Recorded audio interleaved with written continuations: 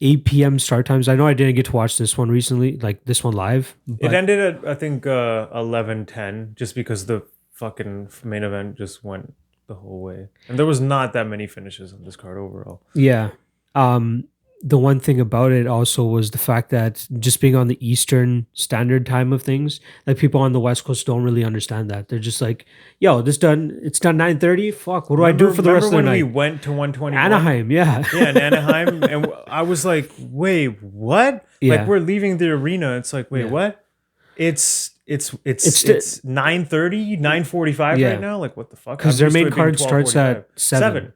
Which means their prelims it's time for normally them. start at like 4. It's like time I'm for just them. getting off work at that time. It's time for them because the UFC is based out of Vegas, which is on that. Yeah, that's true. It's all based around Vegas. I think what's the Montana one? The true time zone, the CME's true time zone. Yeah, what is that? The mountain time? Is that what it is? Because it's not Pacific, it's not Eastern. I think those guys are 2 hours behind us, not 3. Oh yeah, it's the same as Sask. Actually, yeah, it's 2 hours behind. There you go. I think that's prime. But there's changes. Theirs goes from 2 to 1 every now and then. Yeah, because of a daylight savings time, the flip, but like the difference. I don't think they do it and we do. So, yeah, something like that. So it's like when we do it, it fucks it up. It's the same thing with like other side of the world. Australia that's crazy. And stuff, yeah. But I think that's the perfect time in terms of like watching a UFC event live. Like that's what 9 o'clock on certain time zones and then 8 o'clock otherwise, right? That's fucking sick. The Pacific time is the best time. I like the main card starting at 7. That's wicked. If you ever need a reason to move to Saskatchewan or Montana. And then that means over there, this was a 5 p.m. card. Yes. 6 p.m. main card. No. Oh, it's us. You're talking about Sask. Sorry, you're talking about Vegas. Pacific. Yeah. You're right. Which is great for them. Way like better. 5 o'clock. Are you kidding me? I love them early, man. Yeah. So much like better. the Russia card, I think was a 12 o'clock main card start or 2 o'clock or something. And then what was the weekend before that? There was another one it was just a weird start. 3 p.m. or something like ridiculous. Yeah. It was like 2. Because they're time for wherever they are locally. Like the more we have of that is better. But I've also found the advantages of like just don't watch it live. Like just start up maybe by main card. By the time main card starts, you can just get through the prelims and then skip between rounds and skip between fights, and then not have to endure as much like commercials and wait time. Because that's why sometimes a lot of the time I don't care to start watching the event live until the main card. Like I'll just do other shit, and then it's like, oh okay, there's so much dead time in between. I can catch up in all these. It's a good thing. That's a good way to go about it too. The one thing that I also liked is, God damn, I completely forgot my thought. God damn, I had it. It was right there. It will come back to me. But with the card last night, the Sao Paulo card, there were some times where I felt like I was snoozing for sure. Obviously the main event, exciting card. Yeah. Well, I wasn't snoozing through the Shogun and Craig fight strictly because I had a little bit of money on Craig. Plus 250, I'm like, yo, there's a little bit of value there. 100%. Like, when I was watching the fight in the first round, I'm like, wait, why didn't I put a bet on Paul Craig at plus 250? Thank you. He was beating the that's shit all out of I needed to. That's all I needed. But then he fought like a fucking idiot. I don't know what the hell he was doing. He just kept flopping to his back, and he seemed to only wanting to pull off a triangle. I didn't mind him flopping to his back strictly to the fact that is where he'll probably win this fight. Yeah, but he was outstriking him. He was kind of outstriking him. Let's be clear. Like he had one flurry against the cage. That was about it. Otherwise, he just kept flopping to his back, right? He did hit him with a couple good jabs. He was still outpointing him either way. Shogun was losing on the feet. I was expecting him to be a little bit more offensive with his guard. That's the only thing. I'm like, okay, you want to go to your back? Okay, work for it now. Yeah, fair enough. That's what I mean. Because even didn't seem to be doing much. The Shogun and Pedro fight, which was Shogun's last fight, he kind of out-grappled Pedro after Pedro blew his load trying to finish Shogun. Yeah. And then he eventually got, like, something happened with his knee or his ankle. I think his ACL popped. And then Shogun followed up and finished. Yeah. But I'm like, there's no way that Shogun's going to be able to kind of ragdoll-ish or control Craig on the ground as he would have Pedro. I'm like, yo, Craig has way more of an offensive guard, and he'll look for sweeps a little bit more. There was one sweep he almost hit. I'm not sure if you saw that. Where it's like from the full guard, and he like tried to like flip him with his legs. That was fucking nuts. And he almost completed it, and then Shogun got back on top.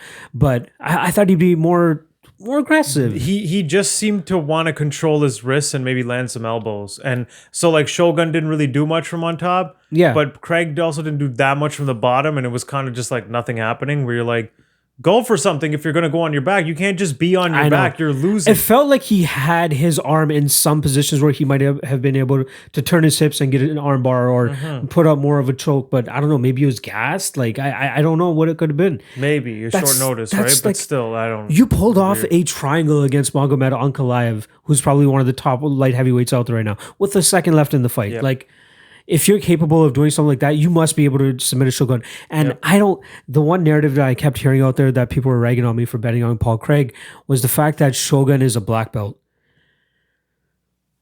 That's different degrees of black belts, right? I guess. Need I remind you? Shogun is not known for his grappling. Need I remind you? Chael Sonnen tapped this motherfucker with the guillotine choke. Yeah, he did in the first round, yeah. That's all the reason I needed to bet a plus 250 on a guy who's primarily a jiu-jitsu fighter. No, at those odds, that's a perfect bet. That's a fine bet. I mean, the fight ended in a draw, so you didn't really lose the bet. It's true. It was a push. It was a push. You didn't win, but you didn't lose. But I was mystified at Paul Craig's attempts or lack of attempts for submissions here. I just thought that's one of those fights where if you're Paul Craig, you should be kicking yourself. Like, what the fuck? Like, I should have easily won that. So Shogun's coming off the Pedro win. And before that, Anthony Smith starched him. Yeah. But before that, he was on a 3-fight winning streak. Yeah. Nogueira, Vellante. Sure, man. And Corey Anderson. The Corey Anderson one was kind of fluky-ish. He should have lost that. But like, I kind of understand where the judges were coming from when they made that call. Yeah, because he had like two good moments in two different rounds, which then stole those rounds. But every minute, it was like a minute or 30 fight, seconds left in the round, right? Like that's what it was. Just at the end of each round, you just clip Anderson, and Anderson just fucking. I remember, wobbled. I think at in the second round when he did it, he didn't hurt Anderson that much, more so than Anderson kind of just fell. True. So he still should have won that round, but obviously the fucking judges gave it to Shogun. But yeah, no. His record is terrible. Even his win against Little Nog. Do you remember how that fight went? I do not actually. That was UFC 190. I just don't remember that how was the one where Little Nog hurt him bad and was beating the shit out of him in the first round. Yeah. And then Shogun just like kind of fucked him against the cage, kind of clinched him against the cage for rounds 2 and 3 and won the fight. See, that's the weird thing. When you see these wins on his record, you're like, oh, he probably outstruck them. No, he's 2018, 2017 Shogun is out grapple because he's slow. He's too slow. He is very slow. In the face. That's why I was surprised that, like, again, I thought Paul Craig was going to be able to capitalize on Shogun's slow ass, right? Oh, like, yeah. I can't believe that in 2019 he's still pulling victories off of guys that, made their pro debuts 11 years after Shogun made his pro debut, right? Things like that.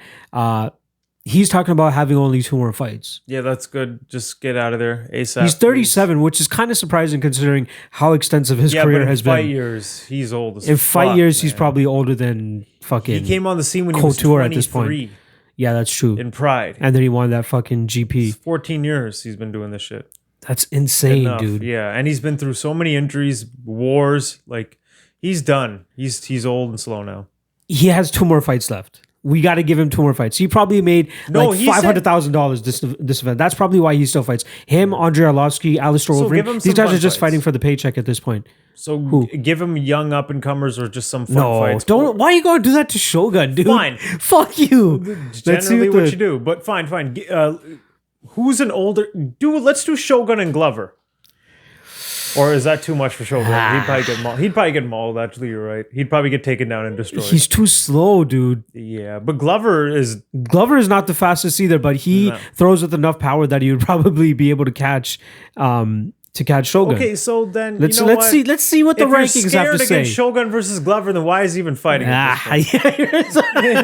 You know what? That is the other answer right there. All right, Nikita Krylov versus Shogun. I'd watch that. Krylov would, but he'd probably murk him. He would maul. He'd die. He would get drowned and probably kneed against the cage and just collapse. Yeah, seriously, there's nobody outside other than fucking Nikita in the top 15. I want to say 5. Maybe Serkinov. Yeah. Serkinov is one guy where I feel like Shogun could clip him and put him out. I could see that. But if he gets taken down, it's over. He's going to get choked out. Yeah.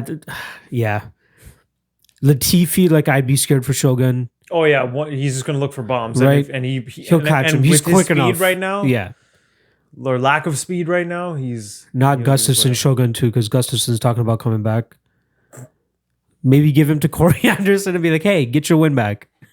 Oh my god!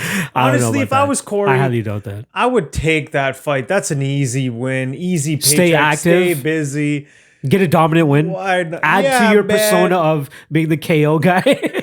Just knock down Johnny Walker. Let me go knock out Shogun. Like you literally can't lose this fight anywhere now because you're faster on the feet and you can wrestle fuck him at any time if you want to. Like there's no way he should ever lose that fight, but. It seems like this is a trend that we've had since we've really been doing the podcast again in here, is who the fuck is Jones going to fight next? And now I feel like we have a little bit more clarity. Reyes. Yeah, because he called him out. Much, yeah. Plain and simple. He wrote on Twitter. Who, Reyes or no Jones? Jones. He wrote on Twitter that it would be in a few weeks. He said, "Can't wait to defend my title next in a few weeks." So is he hinting? There was a date out there that they had said. Is it the January 18th card? No. I think it's February 18th. January 18th is supposed to be Connor. Exactly. But I actually wouldn't mind if they booked Jones and Connor on the same card. Why the fuck not? Ooh. If Reyes is ready, but I don't know about Jones. Here's the problem, though. You would have to have Connor as the co-main then, and then I don't think that's ever going to happen. Why? Because they've already said they will not put any fight above a title fight on a card. The title fight has the main event. Sorry. I don't know why I thought Connor was in the WME era. I think I think they did it for Connor before they sold. I believe, like Nate Diaz and him were the main event, and then there was a title fight as a co-main. But ever since they sold, I believe their rule is like no. Title fight always has to headline over a non-title fight. But I think with the guy with the allure of Connor. No, I know, but I think that's just a hard rule. That like there's always a Connor exception. Yeah, always. But that's why I think, I think Jones will be cool with it because he's going to be like, "Yo, more pay-per-view buys." They'll probably be buys. cool with it. I don't think they'll do it though. I think they'll just have Connor main event and then the fights under him, no titles on the line. I don't know. Just big names. True. So it's either I wouldn't mind the January 18th card. I think that's a little bit far fetched just based off our conversation right now. February 8th was the other name or date that was thrown out there. So that could be UFC 230 or 247, That's I probably think. going to be Jones's next fight. Then. That would probably be Jones and Reyes, which, you know what, I am slightly bummed about because strictly I want Dominic Reyes to have a little bit more of a progression. I mean, I don't think he has that much of a chance. Like I'm not trying to compare this to like Canelo and Floyd, but like that's kind of the approach that Jones is taking right now. Let me get this guy young while he's still needs to make progressions. That's what I mean. I'm not saying that I feel like Reyes is going to come out there and be Canelo and be the next big star, but he has top 3 potential. He's 30. He's been doing it for a while. Fight years is young. Fight years is young. But I think he's.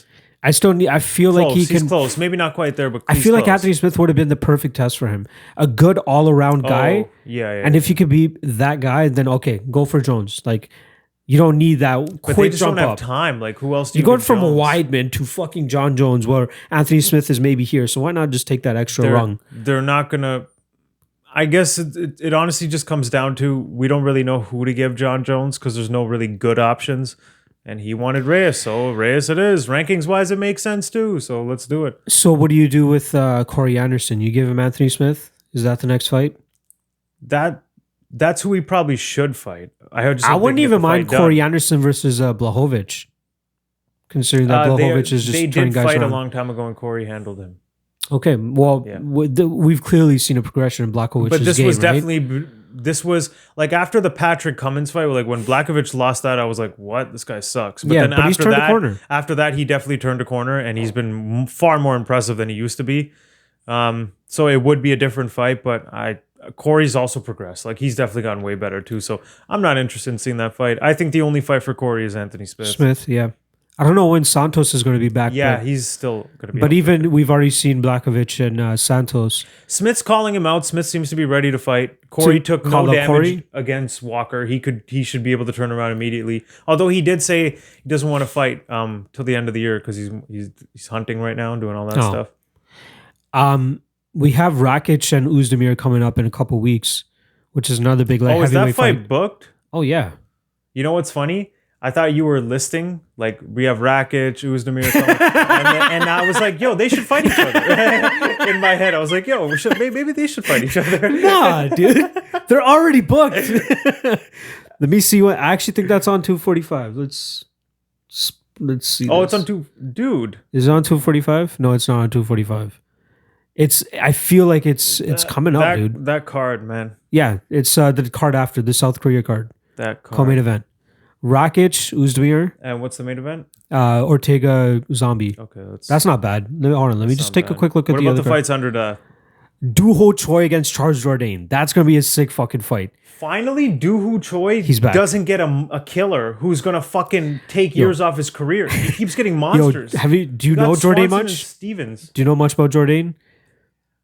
I've heard about this guy. Yeah. I don't know much about him. He's flashy. I just remember the name. He's just a flashy striker. So this could be like one of those like fun fights. Like this is a potential fight of the year right here. Dude, a flashy striker is the type of guy that Doo Ho Choi is just going to pop and murder like in the first little bit. It would be nice to see Choi get a victory like that. Even in the first rounds of the fights, the Swanson and Stevens fights where he lost, he was winning the first rounds in those fights. Didn't he get KO'd in the first round by Stevens though? Second round. Stevens then started walking him down landing and then he got him. Yeah. But in the Cub fight, he lost second and third round where it's like just bad defense. Yeah, but it was just the first round when he's got his sniping on point, he generally wins, man. I'm interested to see how that Charles Jourdain fight plays out. This guy that guy's good. Like he was the TKO champ for a little while. Okay. Yeah, I remember the name. I just don't. I can't picture. He stepped in on short notice, I believe, against Desmond Green.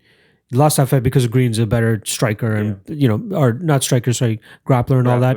And Jourdain, like, highly touted. I think he was undefeated or at least had one loss on his regional scene, but really good. That should be a fun fight. Like just a fun, I would compare it to maybe a poor man's Anthony Pettis against Doo Ho Choi. Let's put it that way. Okay. That's how fun it should be. Okay. That's how fun it should be. I'll look this guy up now. Hani Barcelos against Said Nurmagomedov. That's a fucking sick fight. Pantoja against Matt Schnell, considering how Matt Schnell looks, that's a great fucking fight. Kyung Ho Kong is back. I love that guy. Okay. Yo, that's my dude, yo. Mr. Perfect. Mr. Perfect, yo. But you're talking about 245, dude. In terms of cards being stacked from top to bottom, are you shitting me? Like 3 title fights, then the other 2 on the main card are big. How many fights are there? 5, 8, 12 fights. I think there's one more announced as well. Yeah. So what is that? 13 fights? Yeah. Let me do my math real quick. There's maybe 2 fights out of those 30 fights I don't really give a fuck about, which kind of tarnishes it slightly because I think 244 had it beat, where it was only like 1 fight that I didn't really give a fuck about, which was Chukagian and whoever the fuck she beat, Maya. Which is still a contender fight. No, exactly. That's the funny part. Remember, I told you that. I'm like, yo, the only notch I would give 244 over 245 right now, and this was before Chase Hooper and Daniel Tamor was announced. I'm like, the only edge I'll give 244 is that Chukagian and Maya was the number 1 contender fight. Other than that, I don't really give a fuck about Punahale Soriano against Arscar Piachota. Yeah. I know Soriano's coming from the contender series and he's kind of fun to watch. Don't give a fuck about that fight. Chase Hooper, no idea who the fuck that is. I don't know. Against Daniel Tamor, who is the shittier Tamor brother. Yeah. The shittier Tamor brother. So if it was David, I'd be like, all right, cool, I'm in. But Daniel, I don't give a fuck about that guy. He sucks. He's horrible. But other than that, Omari Akhmedov against Ian Heinisch. I like that fight because I'm a Heinisch fan. Yep. Like I like the guy. He needs to rebound too. Exactly. That Brunson fucking fight. Jessica against Viviane Araujo. I love Araujo. This girl, she should be able to beat Jessica, and I'm pretty sure she's favorite. If you hated her, you would still be rooting for her against Jai. Yeah, but I love. She has a great skill set. I think you'll be very impressed with her. Brandon Moreno against Kai Car France. Stylistically, that's just a very fun fight. Matt Brown against Ben Saunders. Somebody's going to death. Fight, yeah. Going to death. Caitlin Vieira finally fucking coming back. She's like she got forgotten about bantamweight, right? Like after she beat Zingano, was it? Right? She just went away. Like you were probably one fight away from a title fight. Yeah. At that point, you forgot. I think this is a good fight for her to come back to against Irene Aldana. Oh, okay. Not bad. Aldana's looking decent. Like she's a solid bantamweight fighter. She may not ever be champion, but she'll hover around 10-5. Yeah. I don't know what she's ranked at right now, but that's a perfect fight for her to come back to, get her feet wet, and then maybe challenge for the title next if she gets the victory here. Because bantamweight's not the...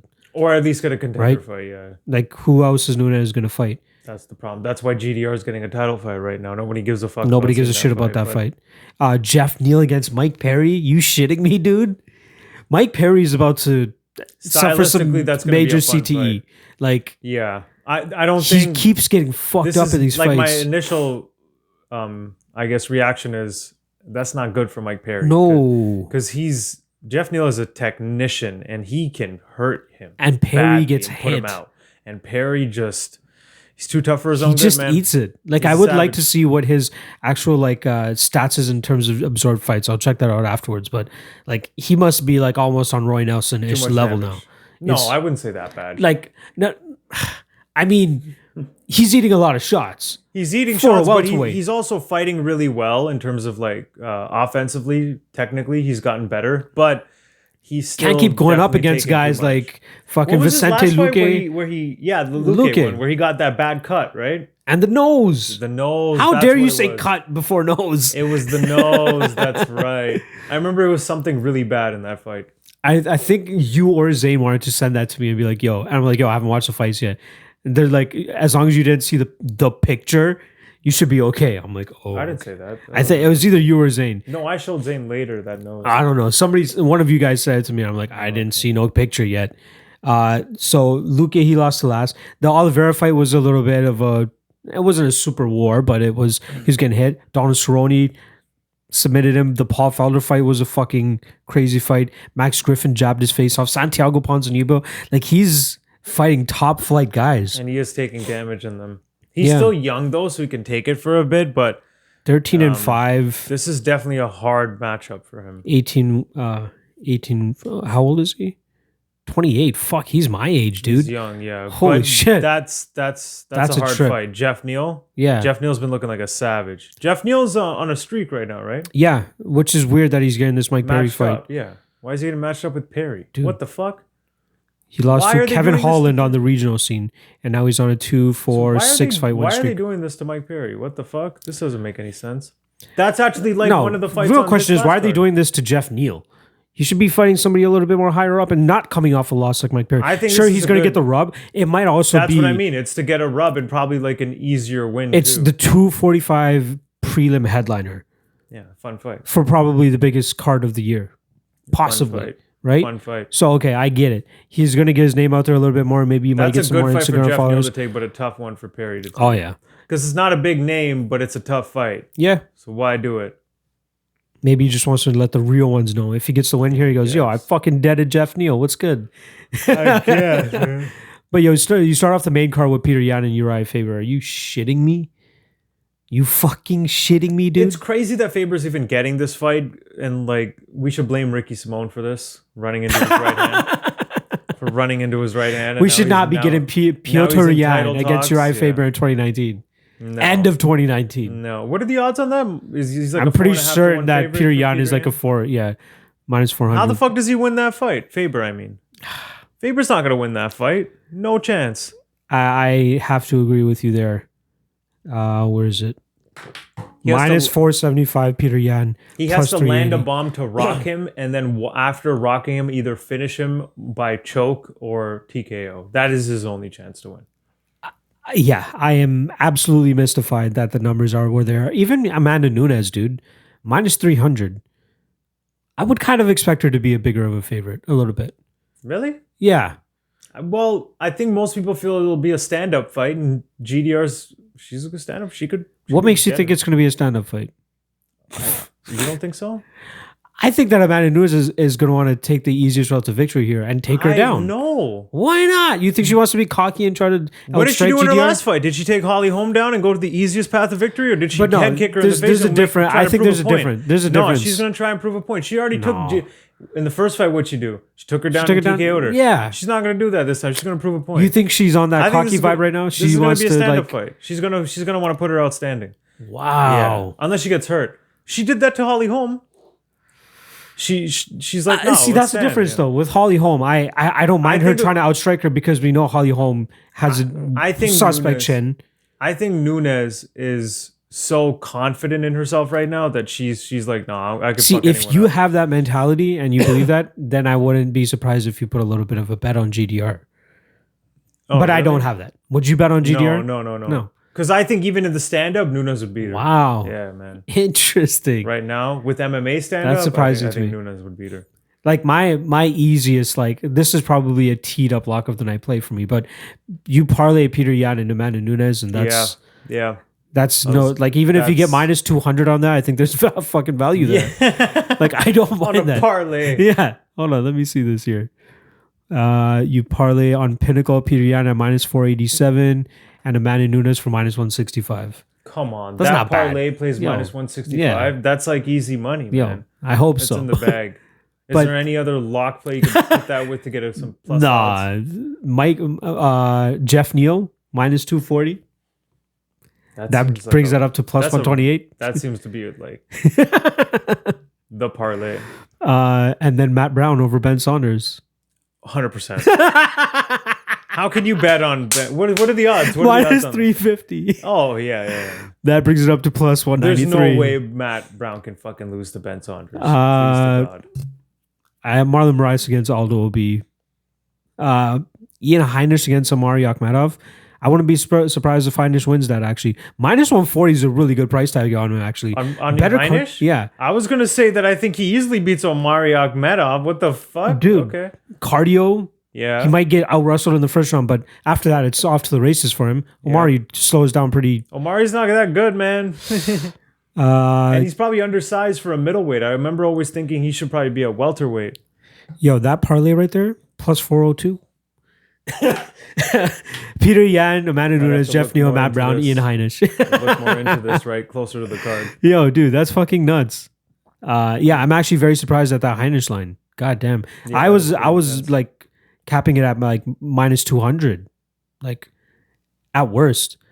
But the card that we can talk about actually is the one that's coming up next week.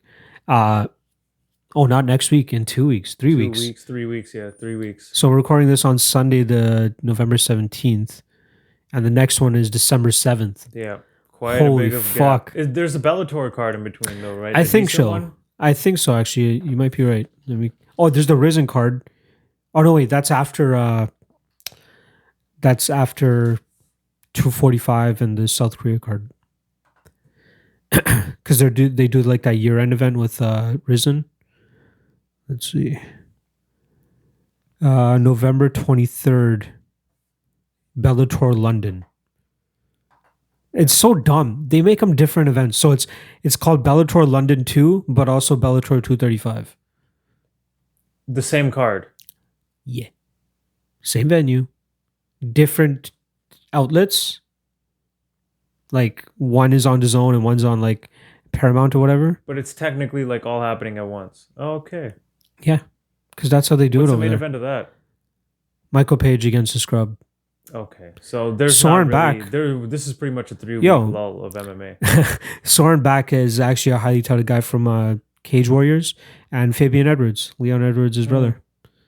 Still a very small card. Charlie Ward on the prelims. Nothing to fill the void. Robert Whiteford against Sam Cecilia. Shane Campbell. Is that the Shane Campbell? Yeah. The guy that was in the UFC. In the UFC, yeah. He was just fed. Yeah.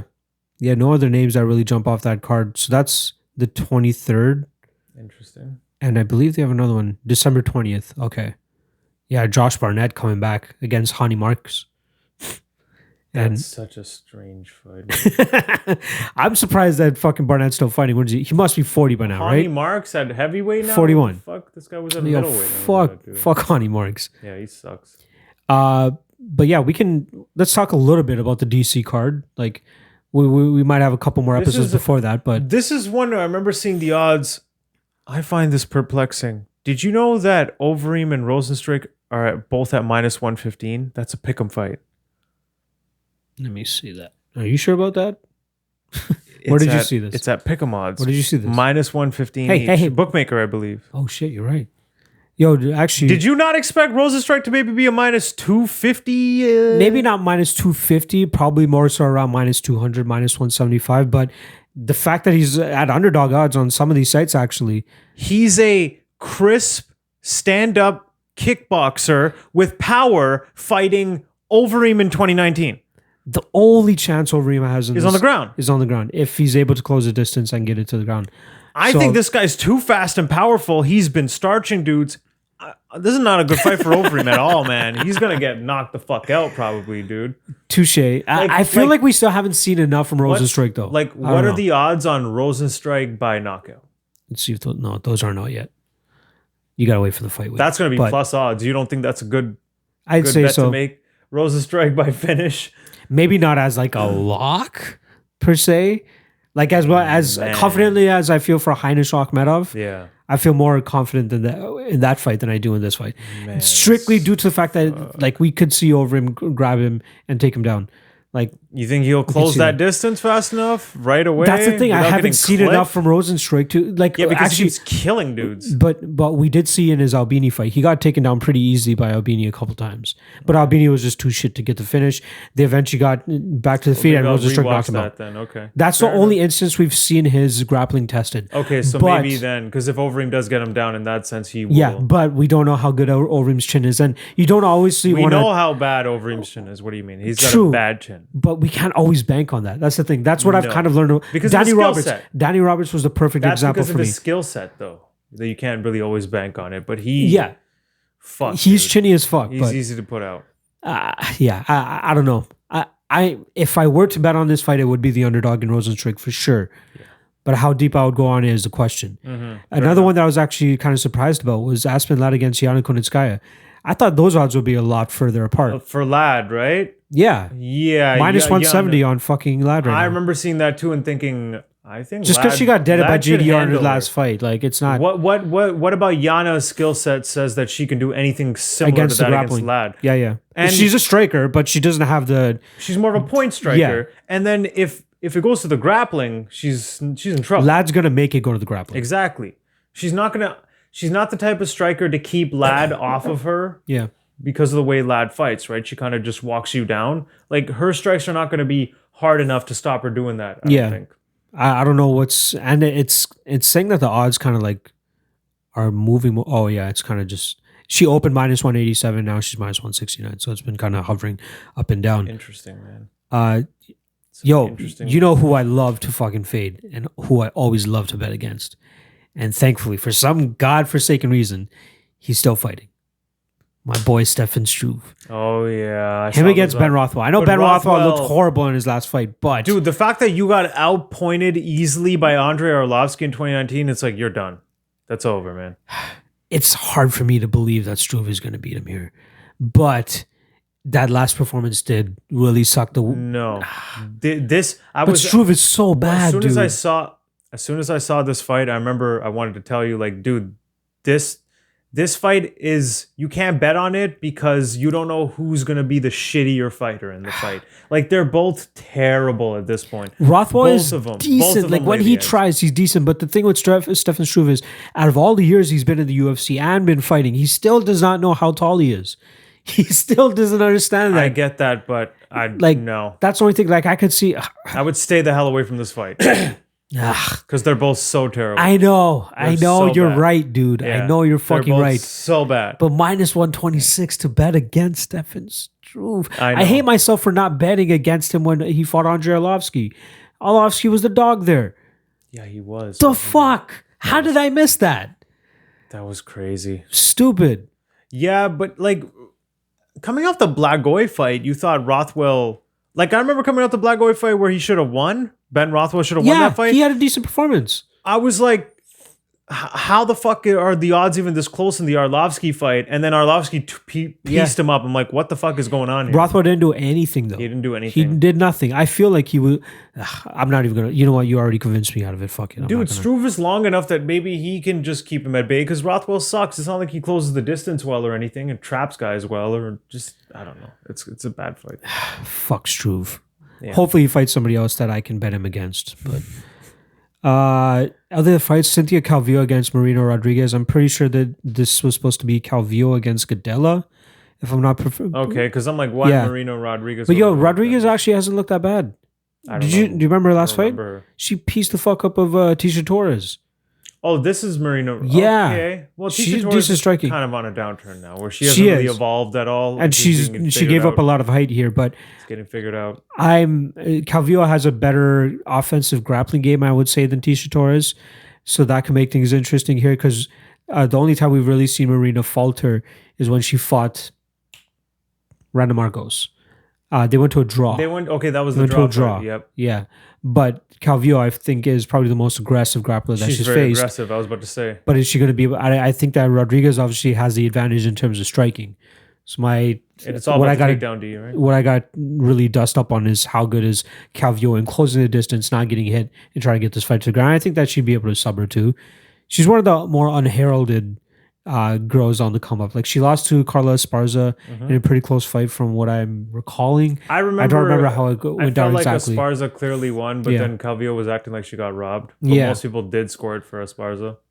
And your boy Ricky Simone's back, yo. Yeah, the resurrection of Uriah Faber via fucking Ricky Simone. He's fighting Rob Font, which is not a bad fight. That's a tough fight. I remember seeing that. That's a tough fight. Rob Font is good, man. He's the favorite.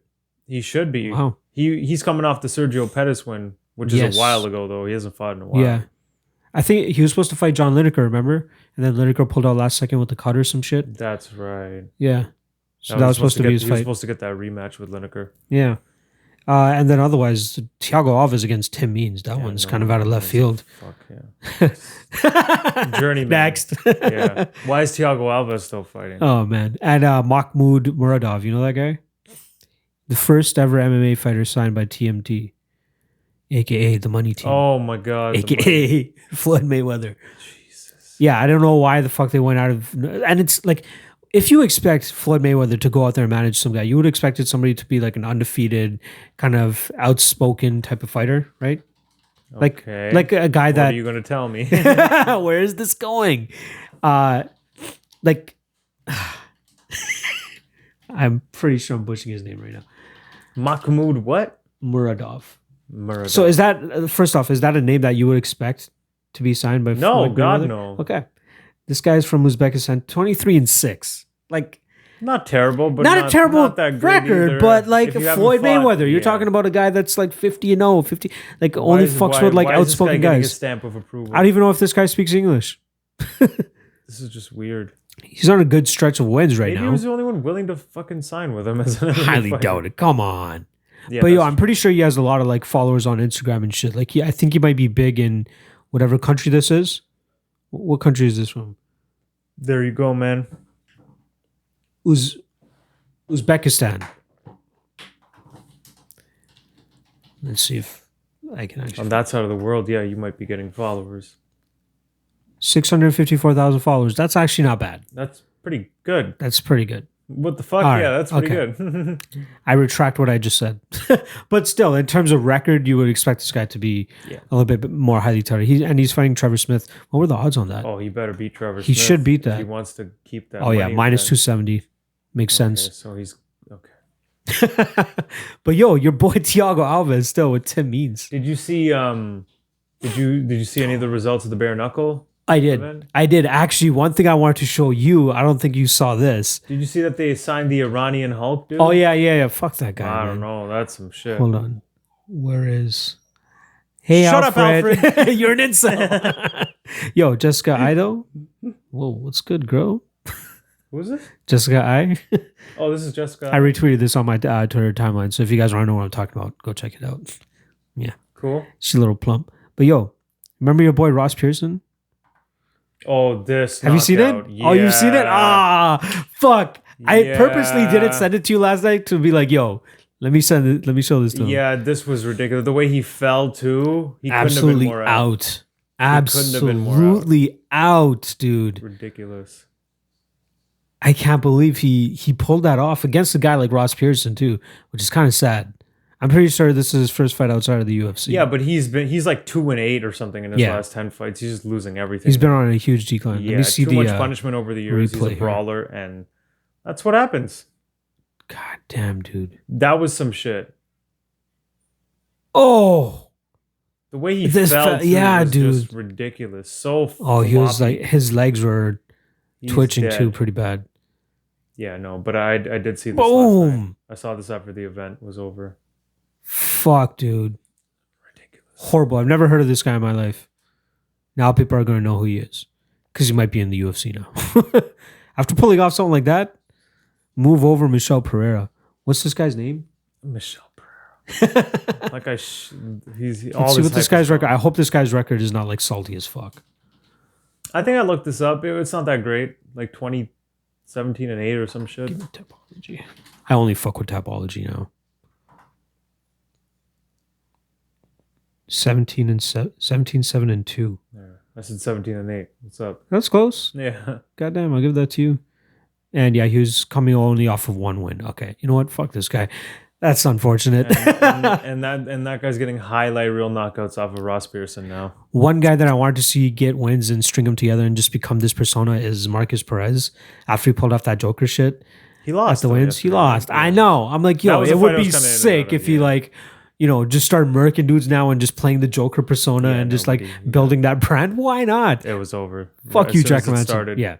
As soon as it started. He's like a one-hitter quitter type of guy. Like he's trying to look for that one shot or that one body kick like he finished Anthony Hernandez. Those guys are never going to do well in the UFC. You can't do that shit in the UFC. Fight for 15 minutes. Don't fight for just that one knockout, right? Not saying that you should always go to a decision, but you know, be prepared to go 50 minutes if you have to and decisively win those 3 rounds in that spot. Oliveira, can we finally give him someone? Oh yeah, fuck. I'm surprised we haven't given him any shine here, but easy knockout, that was ridiculous. 6-fight win streak, all finishes. Somebody out there was kind of throwing out Charles Oliveira by knockout, like those odds. What do you think they would have been? I don't know if you've seen it. I actually would have given him a good chance to knock him out coming into the fight because his striking's looked on point too. But he's always known to be a submission guy. Yeah, right? but not recent. Like his striking's on. Ever since the David Tamer fight was when I was like noticing his striking. Like, oh shit. Okay, I'm going to assume they were like plus 200 or something. Plus 500 for Oliveira by knockout. Yeah. Holy shit. Plus 650 it opened at. Holy fuck. And then him by submission was minus 160. Everybody thought he was going to sub this guy. See? Nah, but man, after that David Tamer fight, dude, his striking has looked great. He looks like he's ready to show it off too. Like he wants to use it more. I wish I pray and hope they line him up with somebody good. I wouldn't even mind him against Kevin Lee now. I know I said Kevin Lee against Makhachev, but why not Oliveira against fucking 6-fight win streak for Oliveira, all finishes. Like it's about time we step him up. Yeah. And how old is he now? He's 30. 30, yeah. He's young as shit still. He's entering his prime. He's finally entering his prime. He's been around forever, man. Yo, he's been around since UFC a while ago. Darren Elkins. Yeah, Darren Elkins. Jones versus Matt Yushchenko. 2009? 2010. August 1st, 2010, he submitted Darren Elkins in 41 seconds. I remember that fight and like, oh shit, this Oliveira guy, you need to pay attention. Then Escudero, then lost to Jim Miller. That Jim Miller loss was weird. I remember that. Yeah, they were both fighting for the knee bar or something. No, right? he just kind of had his knee in the position, and Oliveira kind of looked like cool, like he wasn't. And then next thing he's just like, he starts tapping. I'm like, what the fuck? Yeah, he's fought fucking everybody. Yo, Cowboy, Jonathan Brookins, way back playback, Cub Swanson, Frankie Edgar, Hatsu Hioki, Jeremy Stevens, Max Holloway, Miles Jury, Anthony Pettis, Ricardo Lamas. Wow, Will Brooks, Clay Guida, and then just these last couple have been meh. Clay Guida, Christos Giagos, Jim Miller, David Taymor, Nick Lentz, Jared Gordon. Well, you understand also why the UFC gives him names like that, because it's a fun fight. And Oliveira, when they have stepped him up, he has faltered in the past. Yo, this guy is racking up the performance of the nights and shit. Yeah. Someone made a good point though for Oliveira. These aren't bad fights to take. They're easy. You're taking no damage. You're racking up bonuses. Yeah, you're getting paid heavy. Quick turnarounds. Yeah. You're not taking any... Like, what the fuck? Every time you step up, you lose. Why don't you just keep taking fights like this and killing people and making your money? Performance of the night 9 times. Submission of the night 3 times. Fight of the night 3 times. Okay. How much? So what is that? He got performance of the night yesterday. Before they bought performance of the night, before performance of the night, they used to remember that you would interchange how much they would pay out knockout of the night. Yeah, It was never a set amount, right? But like, say it averaged out to like 50,000. How much is that? Do the math for me real quick, right there. 9, 3, 12, 15 times 50,000. I'm like on the spot, eh? 75? There you go. There you go.